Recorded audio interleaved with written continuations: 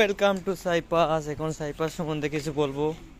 হ্যাঁ জসিম ভাই, তুমি কি চাও সাইপাসের ভিসা খুলুক না না খুলুক? না, কোনটা চাও তুমি? আমি খোলার পক্ষে নেই। বন্ধ থাকুক? হ্যাঁ, বন্ধ থাকে। হ্যাঁ, তো কেন তুমি হ্যাঁ, কেন এই জিনিসটা? আমার তো ভালো লাগে। হ্যাঁ, আমার তো ভালো লাগে। কেন? এটা তো কারণ আছে তো। কারণ নাই, তাহলে সর্বাধিক দেশে যেগুলো আছে এগুলা তোমার থাকবো, কি থাকবো? ভালো একটা কাজ পাইবো এই জন্য। এই জন্য।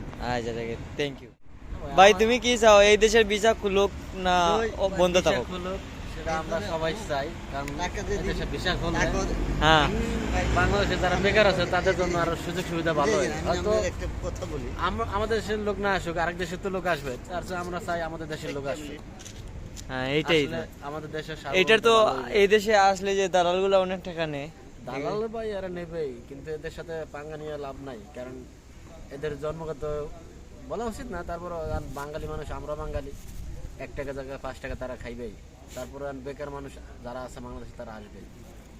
Thank you. ওয়ালাইকুম ভাই, ওয়ালাইকুম আসসালাম। তুমি চাও কি এই দেশে ভিসা খুলুক না বন্ধ থাকুক? ইনশাআল্লাহ খুলক। হ্যাঁ, কেন? সবাই আসক, বাংলাদেশে সবাই বেকার, এখানে 80 টাকা ঢুকে কামাবো। আর এই দেশে তো আসলে তো দালালগুলো অনেক টাকা নেয়।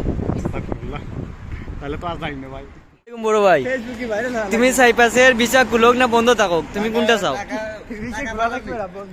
হ্যাঁ, কেন? টাকা পাঠান না কেন? কেন? উত্তর নাই কোনো ভাই। হ্যাঁ, বাংলাদেশ হয়ে গেছে ভাই, সাইপ্রাস 400 টাকা হয়েছে।